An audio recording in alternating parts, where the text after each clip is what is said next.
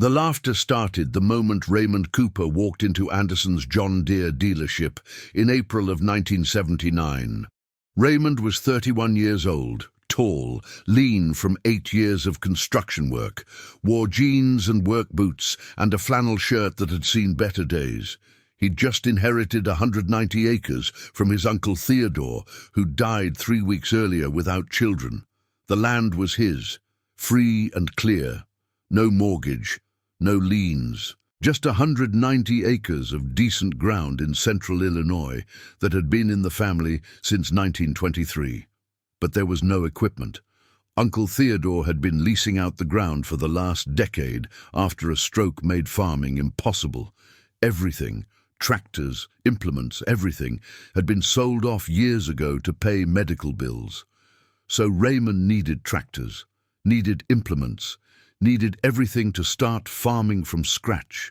He walked into Anderson's with a clear plan and $12,000 he'd saved working construction for 8 years. Every overtime hour, every weekend shift, saved and invested carefully. $12,000 felt like a fortune. Jim Anderson, the owner, greeted him at the door. Mid-50s, thick around the middle, confident smile, expensive watch. Been selling John Deere equipment in this county for 23 years. Knew every farmer within 50 miles. Raymond, heard about your uncle. Sorry for your loss. Theodore was a good man. Thanks, Jim. Appreciate it. But congratulations on the land. That's a hell of an inheritance. 190 acres of primo ground. You're a lucky man. I know it. Jim put his arm around Raymond's shoulders, led him deeper into the showroom. So, you're here to get set up for farming. Good. Let me show you what we've got. The dealership was impressive. Bright lights, polished concrete floors. The smell of new rubber and fresh paint and hydraulic fluid. 6 brand new tractors on display. John Deere green and yellow gleaming like jewels. Now, for your operation, I'm thinking a 44 and 40 would be perfect. Maybe a 4240 if you want to save a little money. Both great machines, modern, reliable, efficient, got the power you need for 190 acres. Raymond looked at the price tags. The 4240 was listed at $38,000, the 4440 at $46,000. His entire savings was $12,000. Jim, those are really nice tractors, but I can't afford them. Well, that's what financing is for. Nobody pays cash for equipment anymore. Here's what we do. 10% down, that's $3,800 on the 4240. We finance the rest over 7 years at 12%. Your monthly payment would be about $620. Raymond did the math in his head. $620 a month, 12 months, 7 years. That was over $52,000 total for a $38,000 tractor. $14,000 in interest alone, more than his entire savings. That seems like a lot. It's an investment, Raymond. You've got to think of it that way. This tractor's going to last you 20, 30 years. It'll pay for itself in efficiency and productivity. You can't farm competitively with old equipment. What about used tractors? Do you have any of those? Jim's smile tightened, just slightly. We don't carry much used inventory. The market's hot right now. Used equipment sells quick. We get something in, it's gone in a week. But honestly, Raymond, you don't want to start your operation with used equipment. You need reliability. You need warranty coverage. You need part support. You need modern efficiency. I need something I can afford without taking on debt I'm not sure I can service. That's what everyone says when they first look at the numbers. But Raymond, think about it this way. You've got to invest to succeed. Farming isn't cheap. You've got to spend money to make money. You can't compete with neighbors who have modern equipment if you're running old junk. Let me think about it. Sure, take your time, but don't wait too long. These 4240s are moving fast. I've sold 3 this month already. Spring planting's coming up. You need to get set up. Raymond thanked him and left the dealership. Sat in his truck in the parking lot for 15 minutes, just thinking. $52,000 for a $38,000 tractor. $620 a month for 7 years. What if grain prices dropped? What if he had a bad crop year? What if something else went wrong? He'd lose the tractor, probably lose the land trying to keep up with payments. There had to be another way. Raymond drove straight to the local auction yard. There was an estate sale scheduled for that Saturday. He'd seen the equipment list in the newspaper. 2 International Harvester Farmalls were listed among the items. Saturday morning came cold and overcast. Raymond arrived at the auction yard at 7 a.m., 2 hours before the sale started. Wanted to inspect the equipment before bidding.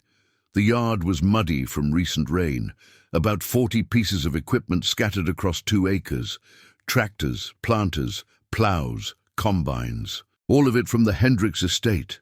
Old man Hendricks had died at 86, been farming until the day before his stroke. His kids lived in the city, didn't want anything to do with farming, selling it all. Raymond found the 2 Farmalls parked next to each other near the back of the lot. The first was a 1954 International Harvester Farmall Super MTA, diesel engine. The paint was faded to almost pink in places, rust spots on the fenders, dents in the hood. But Raymond had worked on equipment long enough to see past the cosmetics. He climbed up, sat in the seat, checked the oil, dirty but full. Tried to turn the engine over by hand. It moved, not seized. He checked the tires, old but holding air. Examined the hydraulic lines, some cracking but not leaking. This tractor had been maintained, not lovingly but adequately. The second was a 1960 Farmall 560 gas engine, also showing its age, paint faded, rust, dents. But again, Raymond could tell someone had taken care of it. The engine wasn't seized, the sheet metal was intact. The clutch pedal felt wrong, though, too soft. Probably needed a clutch. That would cost money, but both tractors were fundamentally sound. They'd run, they'd work. They just needed some maintenance and TLC. An older farmer walked over. Raymond recognized him. Earl Thompson, farmed about 8 miles away. You thinking about bidding on these? Maybe. You know anything about them? I do. Hendricks bought the Super MTA new in '54. That's been his main tractor for 25 years. The 560 he picked up used in '67 or '68. Both good tractors, reliable. He took care of his equipment. Not perfect, but good enough. Think they're worth buying? Earl shrugged. Depends what you want them for. If you're trying to impress neighbors or compete with folks running new equipment, no. But if you want tractors that'll work and won't bankrupt you, yes. Old Hendricks farmed 240 acres his whole life with those 2 tractors and not much else. Made a living, raised 4 kids, retired with money in the bank. That's what I'm trying to do. Then you're looking at the right equipment. Just don't expect anyone to be impressed. At 9 a.m., the auction started. The auctioneer, a fast-talking man named Dutch Williams, who'd been running auctions in the county for 30 years, worked through the household items first. Furniture, dishes, tools. Then he moved to farm implements. A grain drill sold for $800, a plow for $650, a disc for $400. Then he got to the tractors. All right, folks, next up we got a 1954 International Harvester Farmall Super MTA diesel. You all see it sitting over there. It runs, starts, needs some cosmetic work, but it's a good working tractor. Been on this farm for 25 years. Who'll start me at $3,000? Silence. People looked at the tractor. Several shook their heads. All right, $2,500. Nothing. $2,000. Still nothing. $1,500 to get us started? Raymond raised his hand. $1,200. Someone in the crowd snickered. Raymond felt his face get hot but kept his hand up. Dutch looked around. I got $1,200. Anyone give me 13? Silence. $1,200 going once. Twice. Sold to the young man in the flannel shirt for $1,200. A smattering of applause. Raymond wasn't sure if it was congratulatory or mocking. The 560 came up next. 1960. Farmall 560 gas engine. Same deal, folks. It runs. Needs some work. Who'll start me at 2,000? Nothing. 1,500? 1,000? Raymond raised his hand again. 900. This time the snicker was louder. Someone said, "What's he going to do with that junk?" Dutch ignored it. 900. Anyone else? Nothing. Sold for 900 to the same young man. Raymond paid the total, $2,100, with a check he'd written that morning. Added a $100 buyer's premium. 2,200 total. He had 9,800 left of his 12,000. As he was finishing the paperwork, a voice behind him said, "That's a hell of a gamble you just made." Raymond turned. Jim Anderson stood there, arms crossed, expensive leather jacket, smirking. "Jim, didn't know you came to auctions. Sometimes I check them out, see what the competition's selling, see what desperate farmers are buying." He looked at the two Farmalls. Raymond could see the judgment in his eyes. "Those are junk, Raymond. They're 25 and 19 years old. You just wasted $2,200. They run, they work, that's all I need." "No, that's not all you need. You need reliability, you need efficiency, you need parts availability. Those old Farmalls, parts are going to be expensive if you can even find them. Downtime is going to kill you. You'll spend more time fixing them than farming with them. We'll see." "No, Raymond, we won't see. We know. I've been in this business for 23 years. I've seen hundreds of young farmers try to start out cheap with old equipment trying to save money. You know how many of them actually succeeded? Maybe 1 in 10. One, the rest either upgraded to proper equipment within 3 years or quit farming altogether." "Then I guess I'll be that 1 in 10. Jim laughed, actually laughed out loud. Several people turned to look. "Raymond, I like your optimism. I really do. It's cute. But optimism doesn't harvest crops. Modern equipment does. When those old Farmalls break down, and they will, trust me they will, you come see me.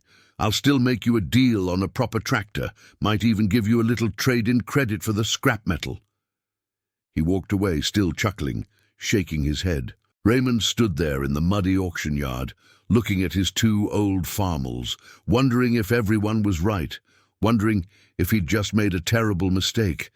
Then he borrowed a trailer from Earl Thompson and hauled both tractors home to find out. "Before we go any further, I need you to understand what Raymond Cooper was attempting in April of 1979.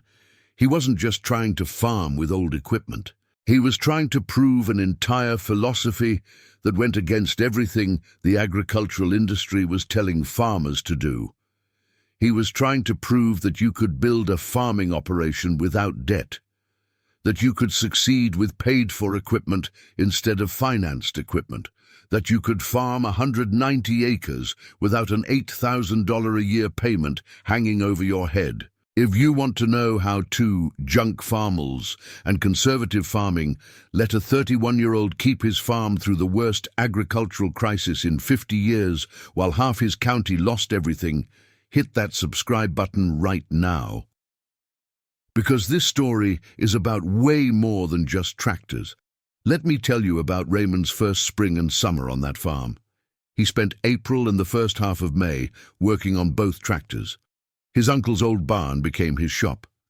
It wasn't much, dirt floor, leaky roof, no heat, but it had space and tools, and that was enough. The 1954 Super MTA needed work, but it wasn't major. Hydraulic seals were leaking. Raymond ordered new ones from a salvage yard for $60 and spent 2 evenings replacing them. Changed the oil and all filters, another $40. Found a crack in the fuel tank that was seeping, welded it himself after draining the tank. The air filter was so clogged it was a miracle the engine ran at all. New filter was $35. Total cost for the Super MTA, about $280 in parts. Time invested, about 40 hours spread over 2 weeks. The 1960 560 needed more. The clutch was definitely bad, slipping under load. Raymond found a used clutch assembly at a tractor salvage yard 2 counties over for $90. Drove out there on a Saturday, brought it home, and spent an entire weekend installing it. Had to split the tractor, separate the engine from the transmission, which meant pulling it apart in the middle. Hardest mechanical job Raymond had ever done. But he got it done. While he had the tractor apart, he fixed an oil leak from the rear main seal, replaced some worn steering components, fixed a hydraulic line that was cracked. Total cost for the 560, about $230 in parts. Time, about 50 hours over 2 weekends. By early June, both tractors were running strong. Raymond's total equipment investment, $2,100 for the tractors, $510 in repairs, plus the 100 buyer's premium. $2,710 total. Compare that to the $38,000 4240 Jim Anderson had tried to sell him, or the $420 monthly payment, $5,000 a year, that would have come with it. Raymond took stock of his situation. He had $9,700 left, needed seed that would cost about $1,800, needed fertilizer, another $1,000, needed fuel, maybe $500 for the season. That left about $4,800 for living expenses and emergencies. It would be tight, but possible. He planted 80 acres of corn and 80 acres of soybeans. Borrowed a 4-row planter from a neighbor, Earl Thompson, who'd been kind to him at the auction. Paid Earl back by helping him with his wheat harvest in July. 3 days of hard work running a grain cart. The Super MTA became Raymond's primary field tractor. It had more power, could pull bigger implements. The 560 handled lighter work, running the cultivator, hauling wagons, doing odd jobs around the farm. They were slow, no question about that. Modern tractors had twice the horsepower, could cover ground twice as fast. Raymond's neighbors with 4440s could plant their fields in 3 days. Took Raymond almost 2 weeks, but speed didn't matter if you couldn't make the payment. All summer, people would see Raymond out in the fields on those old red tractors and shake their heads. At the co-op, he'd hear the comments. That Cooper kid's going to learn the hard way. Those old Farmalls are going to break down mid-season and leave him stranded. He'll be shopping for real equipment by fall, just watch. Even his own parents worried. His father had been a carpenter, never farmed, but he knew enough about business to be concerned. Son, are you sure about this? Maybe you should have financed one good tractor instead of buying 2 old ones. Dad, I can't risk it. If I take on a payment and something goes wrong, bad weather, bad prices, equipment breakdown, I lose everything. This way, worst case, I have a bad year, but I keep the farm. His mother just hugged him and told him to be careful. Raymond kept working. Up before dawn, out in the fields, until dark. The Super MTA ran hot in the summer sun. No cab, no air conditioning, just an umbrella Raymond rigged up for shade. The 560 had a habit of vapor locking on really hot days. Raymond learned to pour cool water on the fuel pump to get it going again. But they worked, every day. Through June, July, August, planting, cultivating, maintaining, the routine of farming. Harvest came in early October. Raymond hired a custom harvester to combine his corn and beans. Couldn't afford his own combine yet, and Earl Thompson's was tied up with his own harvest. The corn made 85 bushels per acre. Not spectacular, but decent for first-year ground that hadn't been farmed in a decade. Soybeans made 32 bushels per acre. Again, decent. Grain prices were okay in 1979. Not great, but okay. Corn was around $2.40 per bushel. Soybeans around $6.50.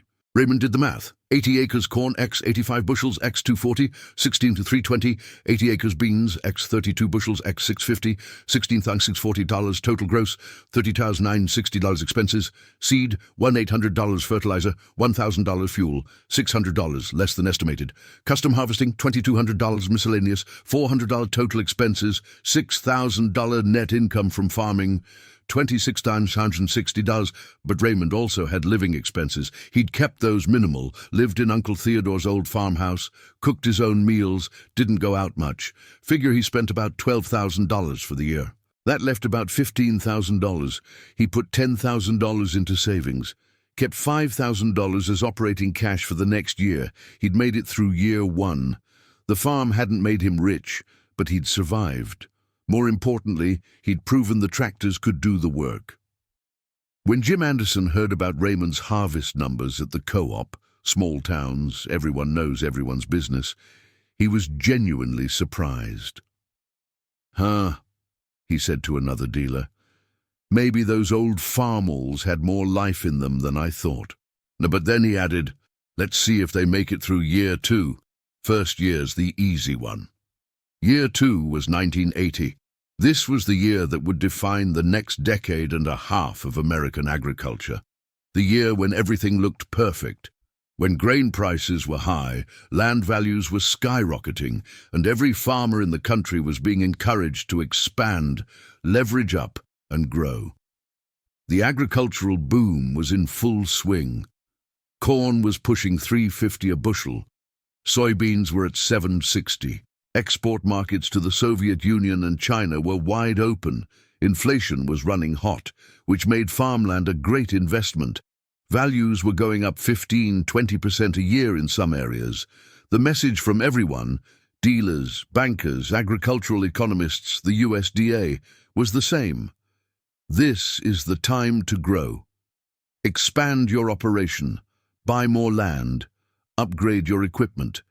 Finance it all, because land values are rising so fast, you'll build equity even with debt. Raymond's neighbors were following that advice, trading up to bigger tractors, buying additional ground, building new grain bins. Everyone was confident, everyone was optimistic, everyone was taking on debt.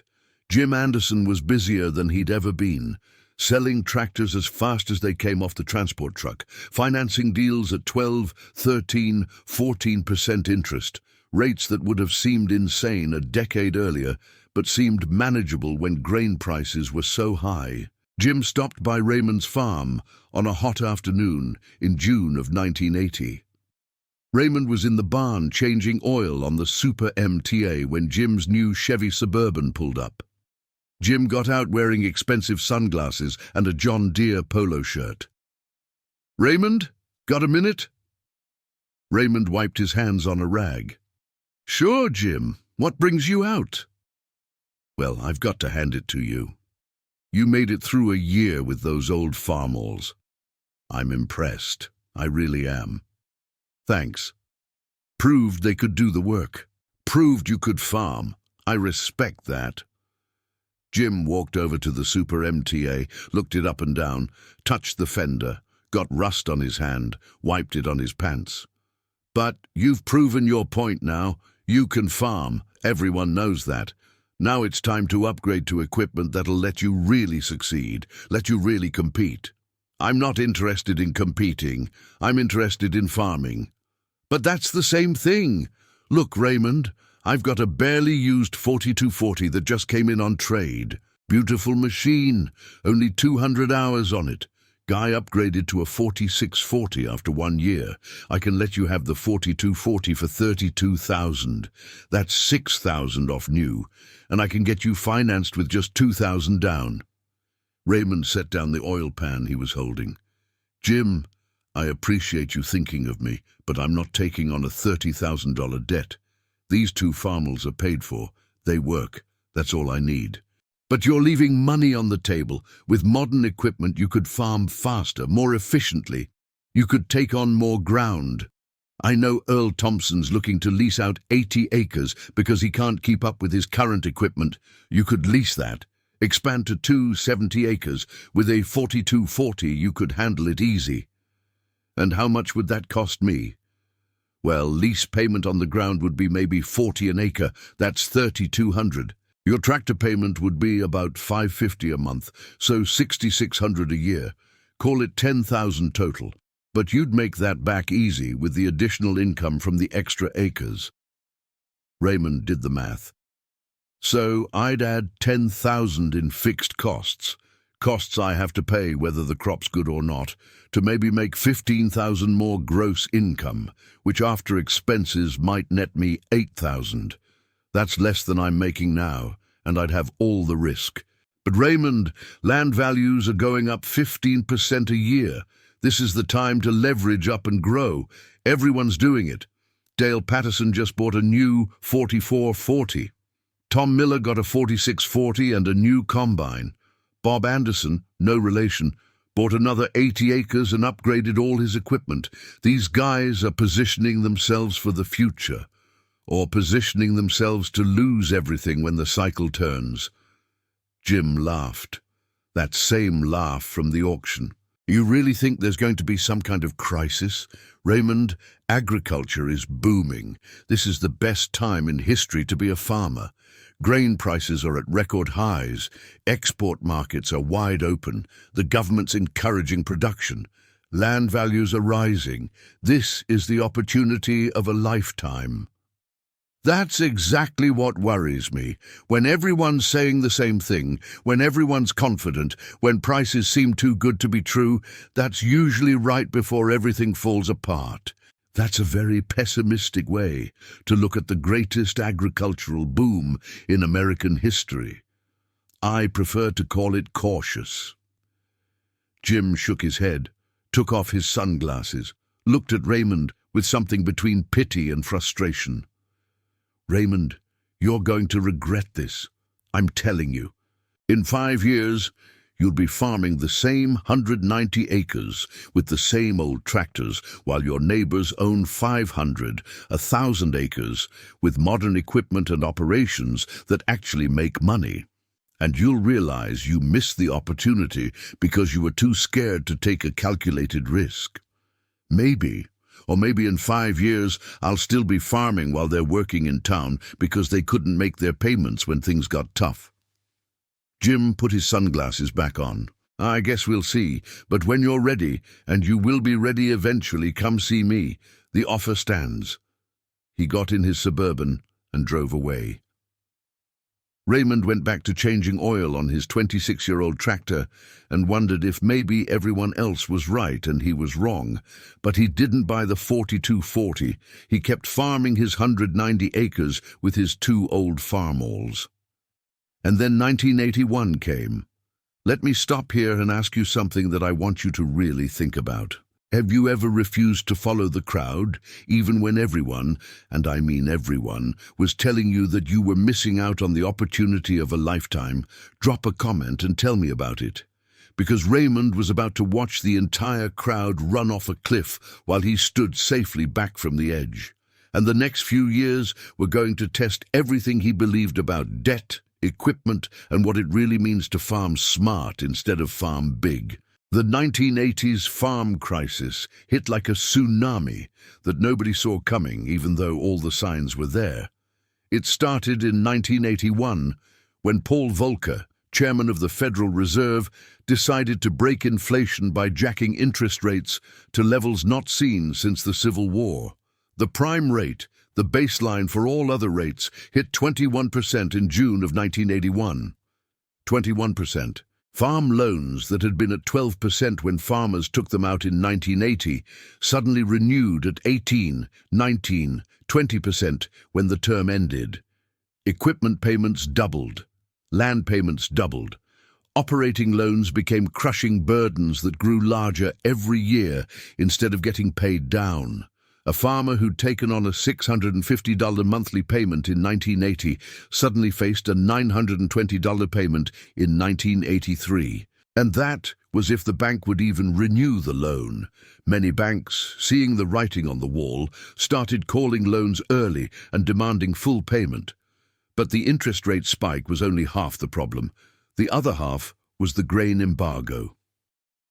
President Carter, in response to the Soviet invasion of Afghanistan, had placed an embargo on grain exports to the USSR. President Reagan continued it. Suddenly, the export markets that had driven grain prices to record highs disappeared overnight. Corn that had been $3.50 a bushel in 1980 crashed to $2.10 by 1982. Soybeans went from $7.60 to $5.20. Wheat collapsed. Every commodity crashed. And then land values followed. The farmland that had been appreciating at 15 to 20% a year started dropping. Fast. 10%, 20%, 30% in some areas. Farmers who'd bought land at peak prices in 1980 or 1981 suddenly owed more than the land was worth. They were underwater with no way to refinance. The combination was lethal. Higher payments plus lower income plus underwater assets equaled financial death. Raymond's neighbor to the south, Dale Patterson, was one of the first to go under. Dale was 42 years old, had been farming his whole life. 280 acres his father had given him, good farmer, hard worker, did everything right except for one decision.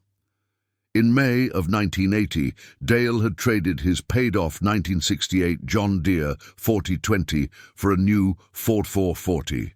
Jim Anderson's deal had been attractive.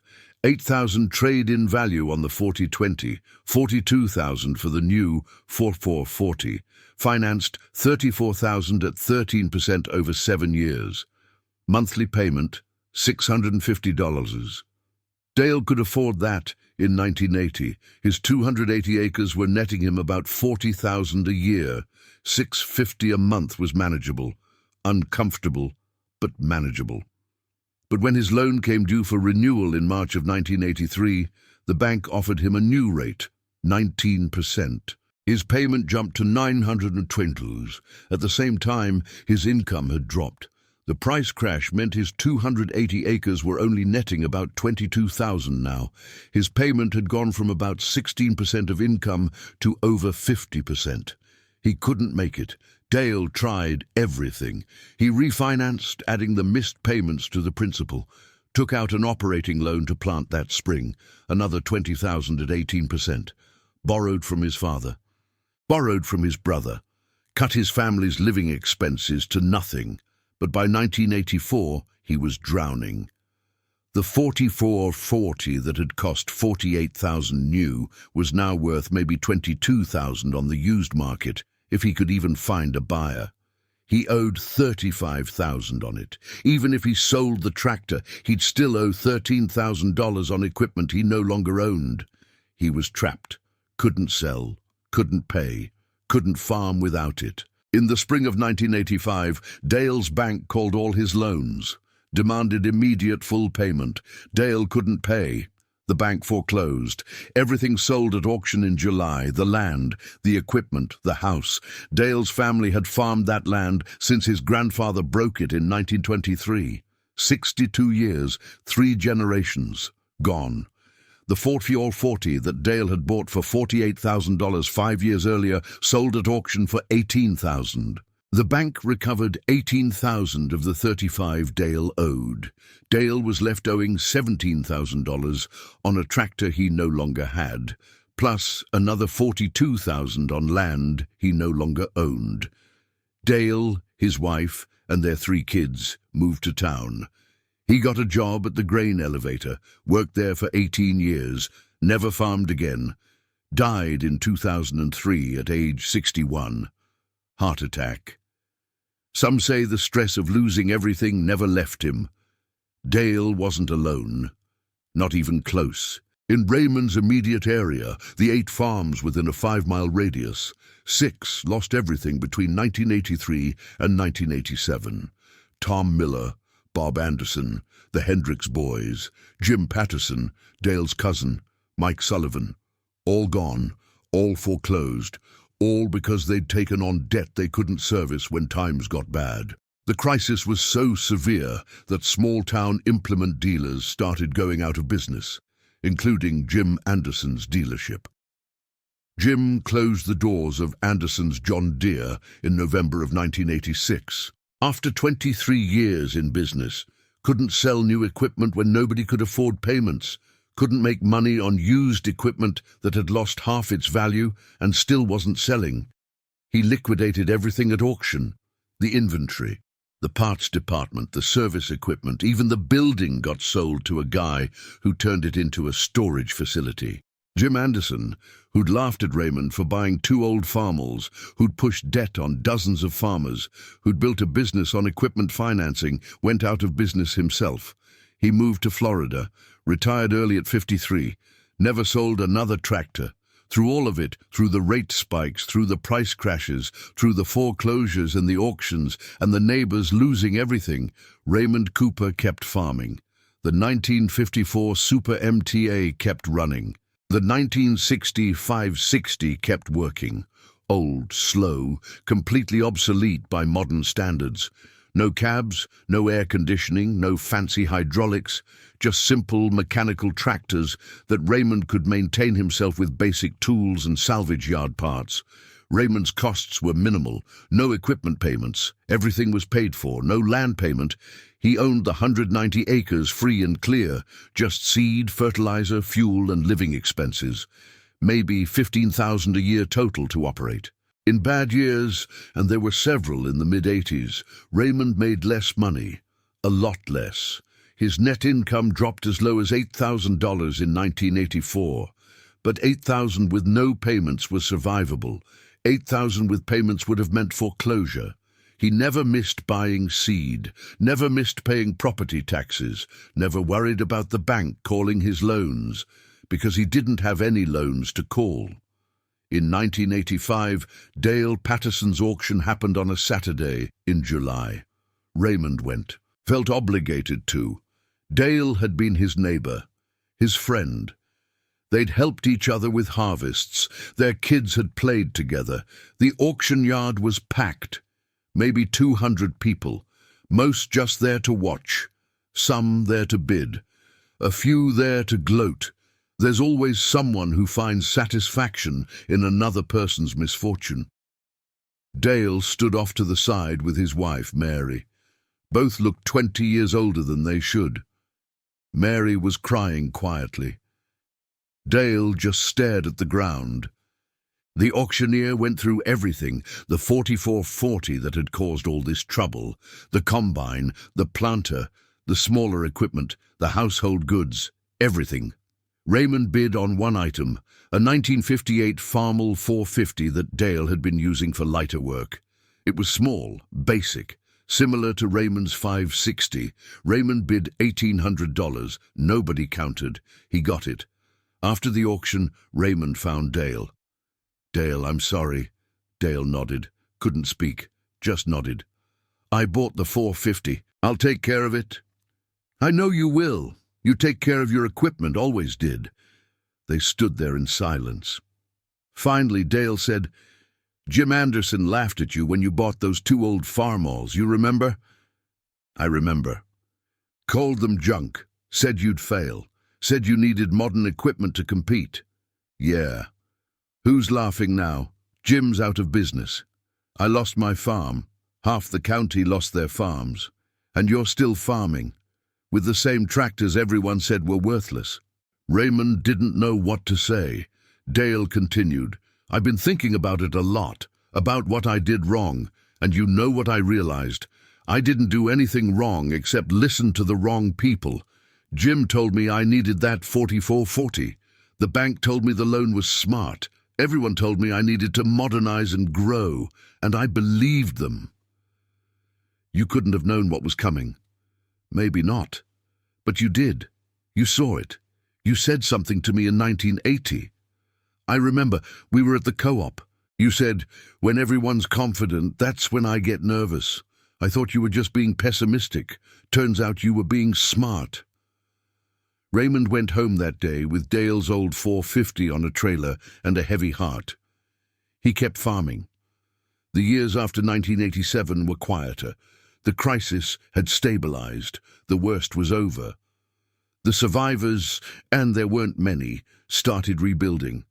The casualties moved on to other careers, other lives. Raymond was 40 years old now.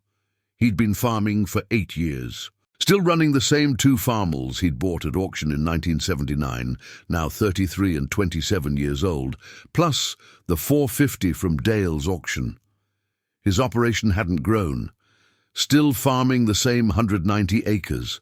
Still living in the same modest farmhouse. Still driving the same old pickup truck. But he was surviving, actually doing better than surviving. He was paying his bills, saving money, building something sustainable. In 1990, he started thinking about expansion for the first time. The Morrison farm, adjacent to his east property line, came up for sale. The Morrisons had lost it in 1985. The bank had held onto it, renting it out to cover taxes. Now they wanted to sell. 80 acres, good ground, well drained, would fit perfectly with Raymond's operation. The asking price was $68,000. That was $850 per acre. Fair price for 1990. Raymond had been saving carefully, 11 years of farming, living below his means, putting away every extra dollar. He had $42,000 in the bank. He could put that down as a hefty down payment and finance the remaining $26,000. At reasonable post-crisis interest rates, around 8%, the payment would be maybe $300 a month. He could handle that, but Raymond thought about the 1980s, about Dale and Tom and Bob and all the others, about what debt had done to them. He made a different decision. He waited. 60 days later, the real estate agent called him back. "Raymond, I've got a counteroffer situation. The buyers who were interested backed out. The bank really wants this property sold. They'd take $60,000 cash if someone could close quick." Raymond thought about it for 3 days. Then he called his parents. His father, now 72, had money saved from 40 years of carpentry. Raymond explained the situation. "Dad, I need to borrow $20,000. I'll pay you back at 6% over 5 years. That's my word."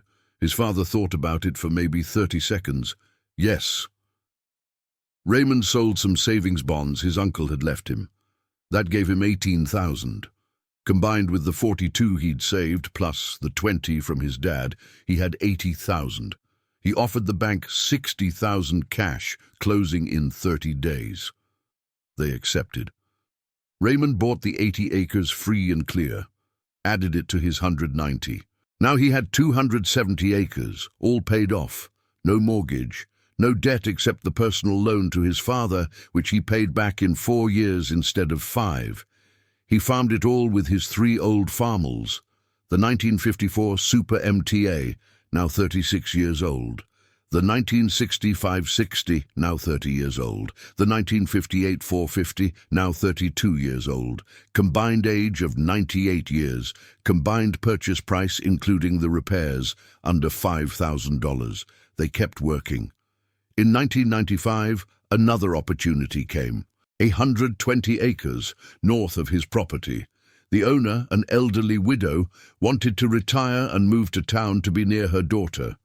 She'd inherited the land from her husband who died in 1988. Hadn't farmed it herself, had been leasing it out. Now she just wanted to sell and simplify her life. Asking price, $110,000. That was about $917 per acre. A little high, but good ground. Raymond had been farming for 16 years now, had saved another $35,000 since the last purchase, but $110,000 was more than he'd ever spent on anything.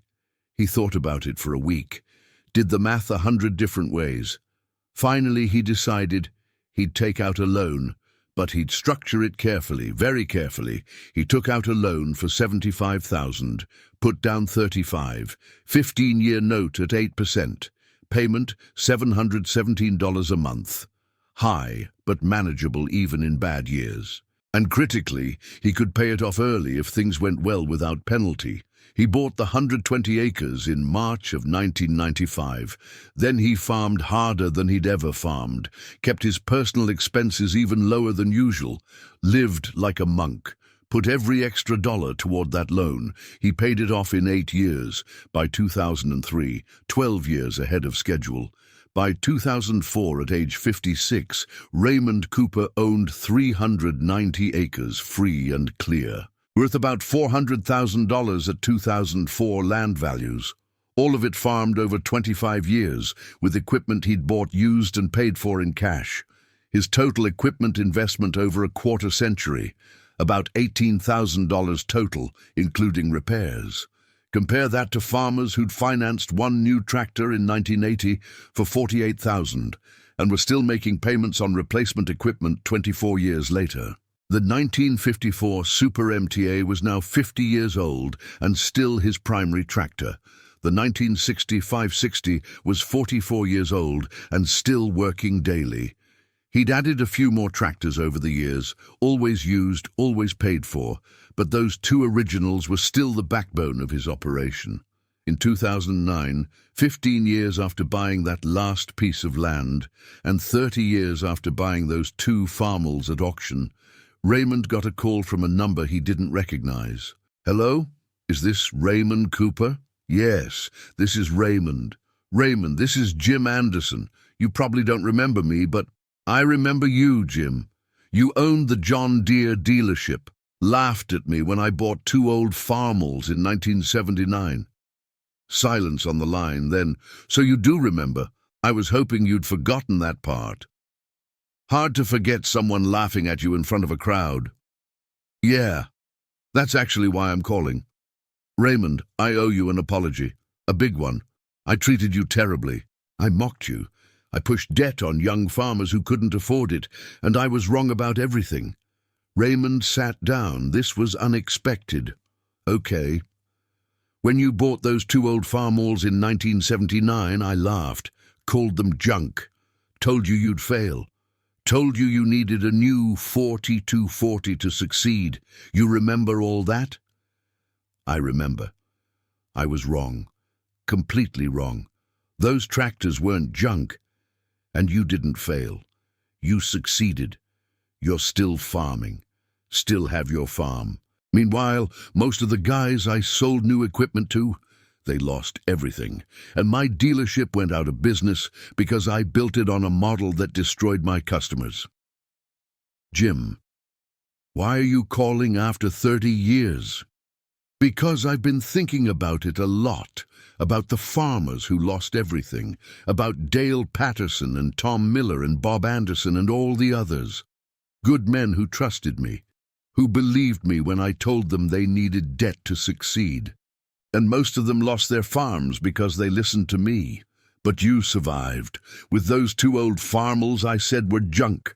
And I've been carrying that around for 23 years, since I closed the dealership, just carrying the guilt of knowing I pushed debt on people who couldn't afford it, because that's how I made money."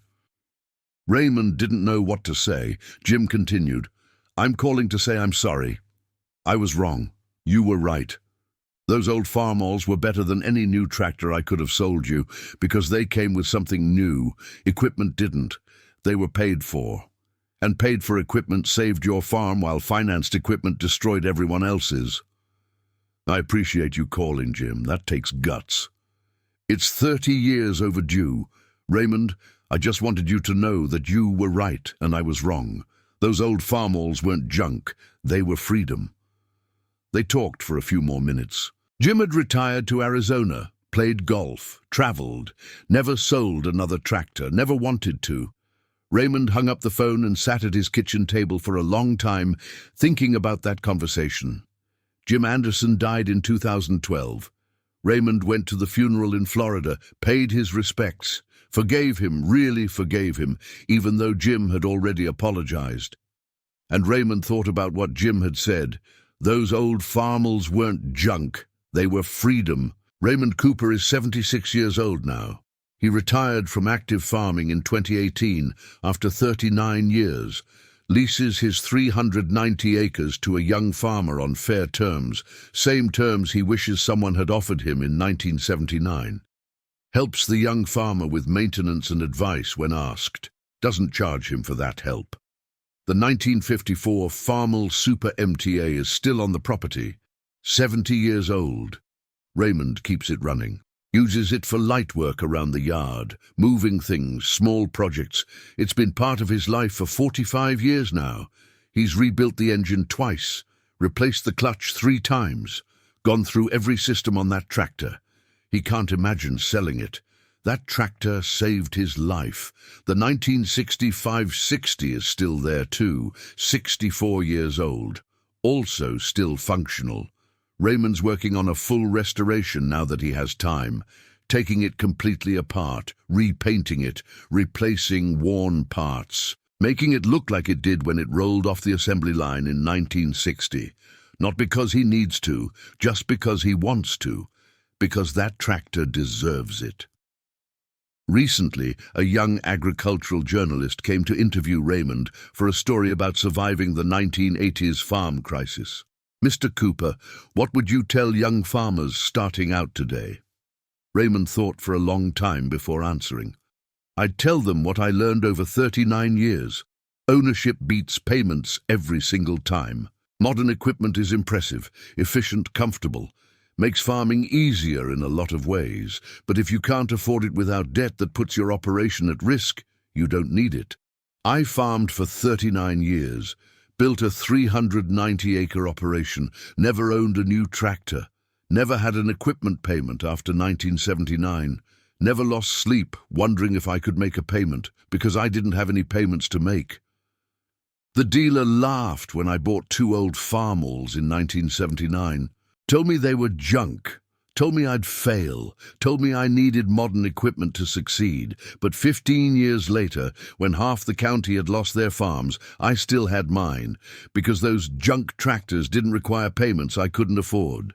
That dealer went out of business. Most of his customers lost their farms, the ones who listened to him and took on debt for new equipment.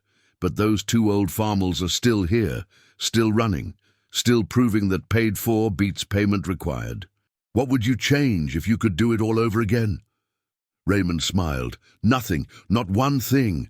I'd buy those same 2 tractors at that same auction, make those same conservative choices, live below my means again. Ignore everyone telling me I was doing it wrong. Because it worked. I kept my farm, I built something, I survived when smarter guys, better farmers, lost everything because they took on debt they couldn't afford. And that's worth more than any new tractor with an air-conditioned cab ever could be." So, let me leave you with this. Right now, someone's laughing at your conservative choices. Someone's telling you you're using junk. Someone's telling you you need to upgrade to compete. Someone's telling you that debt is necessary for success. Someone's making you feel like you're doing it wrong because you're not doing it their way.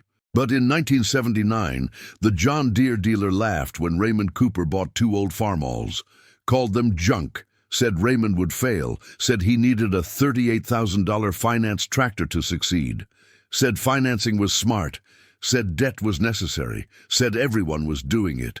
15 years later, in 1994, that dealer was out of business. Most of his customers had lost their farms, the ones who'd listened to him and taken on equipment debt they couldn't afford when the crisis came. But Raymond Cooper still had his farm, still had those 2 old Farmalls, still was farming debt-free, while everyone who'd laughed at him was either broke, foreclosed, or working in town. Because those junk tractors came with something brand new equipment didn't, freedom from payments. And freedom from payments meant Raymond could survive anything. Interest rate spikes, price crashes, droughts, bad years, any crisis you can imagine. Because when you own what you farm with, the only person who can take it from you is you. If this story changed how you think about equipment debt, new versus paid for, and what it really means to survive long-term in farming or any business, do 3 things. First, subscribe to this channel for more stories about people who succeeded by ignoring everyone telling them they were doing it wrong. Second, drop a comment and tell me, what equipment are you still using that someone laughed at you for buying? What conservative choice are people mocking you for that you know is right?